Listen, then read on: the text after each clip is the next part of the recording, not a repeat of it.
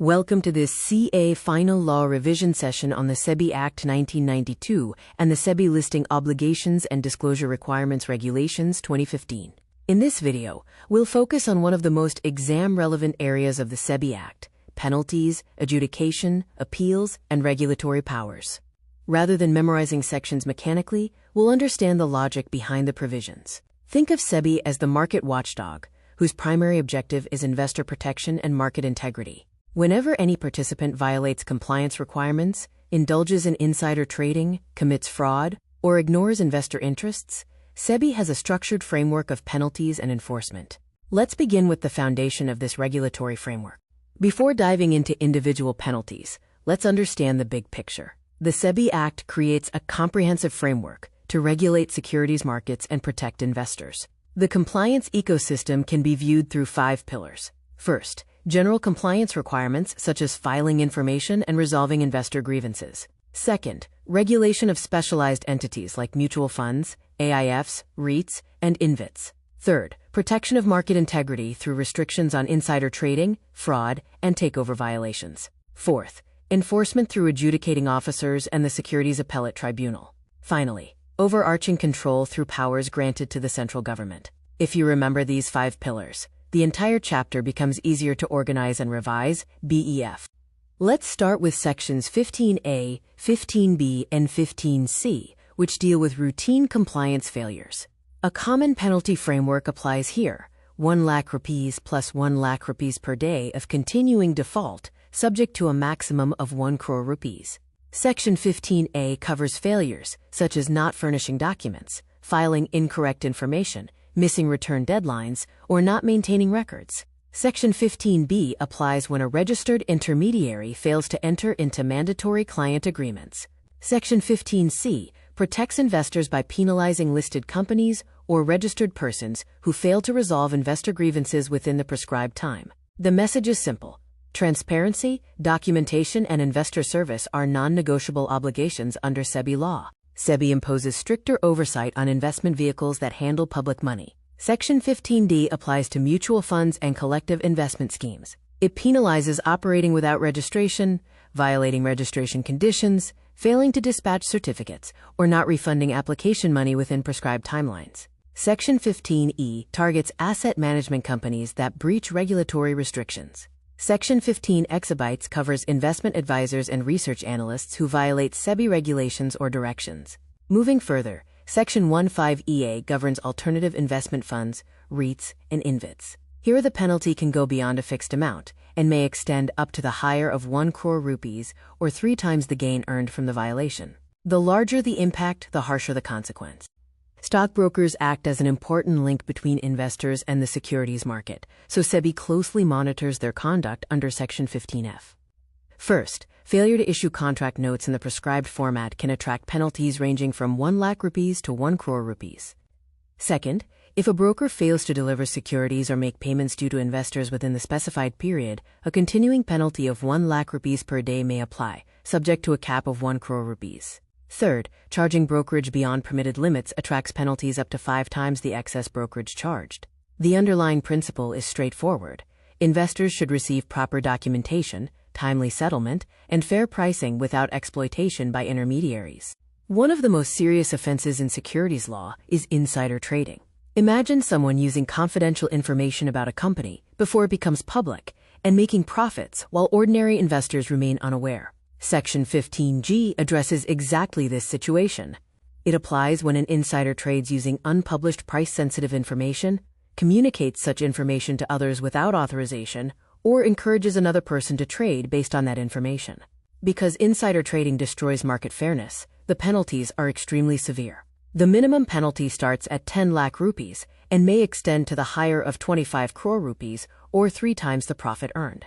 Remember the logic: markets can survive losses, but they cannot survive loss of trust. Sections 15H and 15HA focus on maintaining honesty and transparency in the securities market. Section 15H applies when a person fails to make required disclosures relating to acquisitions and takeovers, neglects public announcements, fails to send offer letters, or does not make payments to shareholders. Section 15HA covers fraudulent and unfair trade practices, which include manipulation, deception, and activities that distort market integrity. Think of Section 15H as dealing with disclosure failures and Section 15HA as dealing with dishonest market conduct. Both are considered major offenses because they undermine investor confidence. Consequently, penalties can extend to the higher of 25 crore rupees or 3 times the profits earned from the misconduct. Modern securities regulation depends heavily on electronic records and databases. Section 15HAA protects this digital ecosystem. It penalizes altering, destroying, concealing, or falsifying records to obstruct SEBI investigations. It also covers unauthorized access to databases, unlawful downloading or copying of data, modification of regulatory information, and even introducing computer viruses that disrupt trading systems. A person may also be deemed guilty if they knowingly fail to preserve records or report irregularities. The section borrows technical definitions from the Information Technology Act, 2000. Since these violations can compromise the entire regulatory framework, penalties can extend up to the higher of 10 crore rupees or 3 times the profits earned.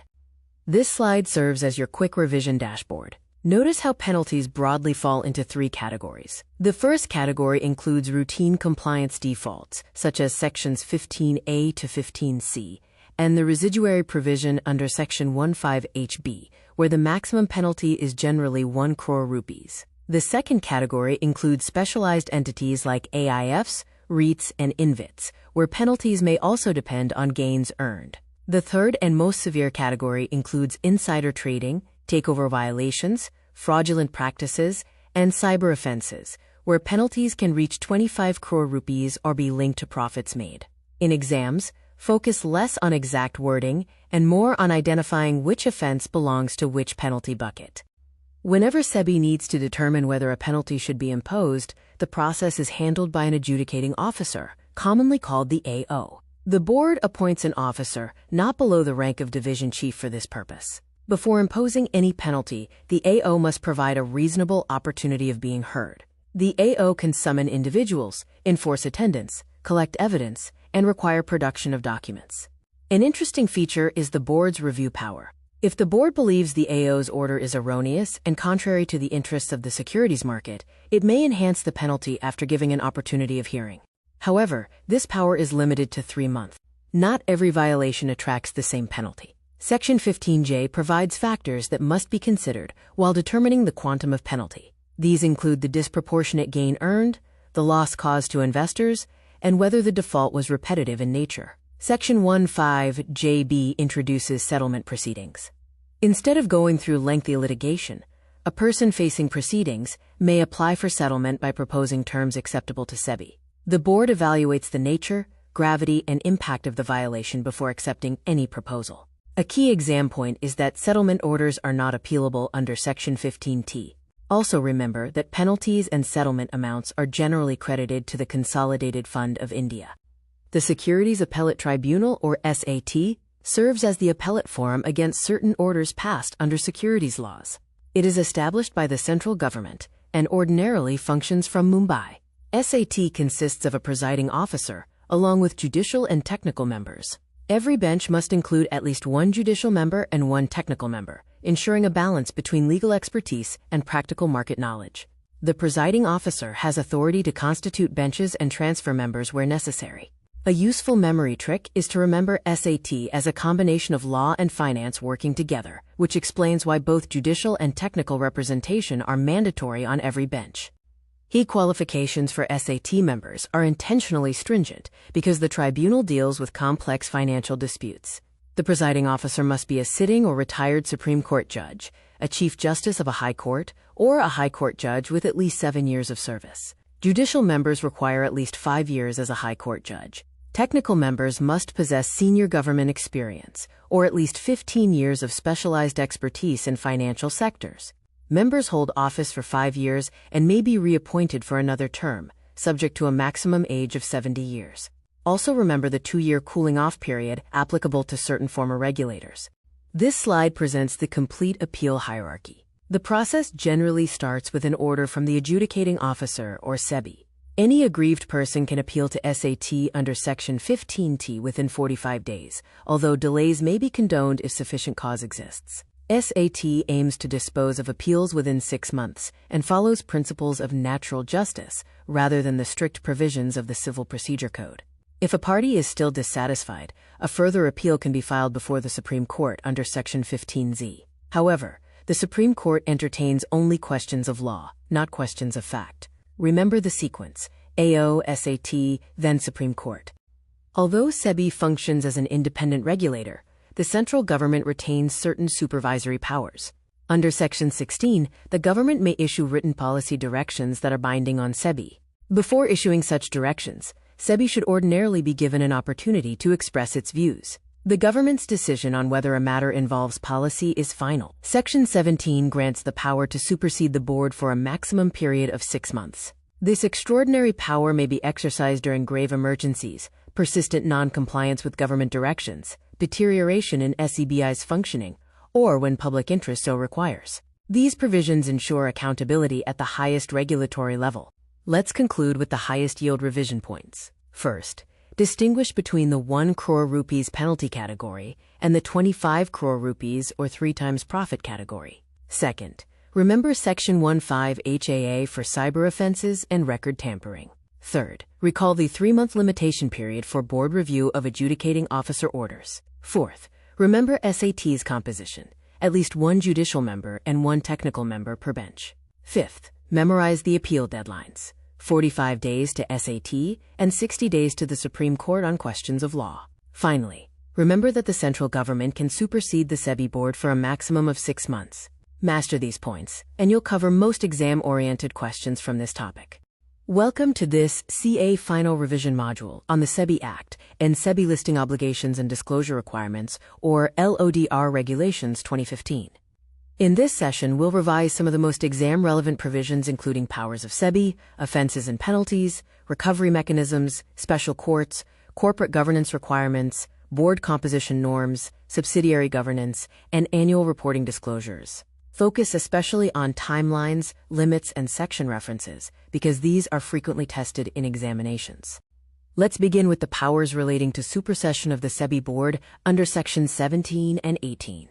When the central government supersedes the board, all members immediately vacate office and the government assumes control through authorized persons. Even the assets and properties of SEBI vest temporarily with the central government.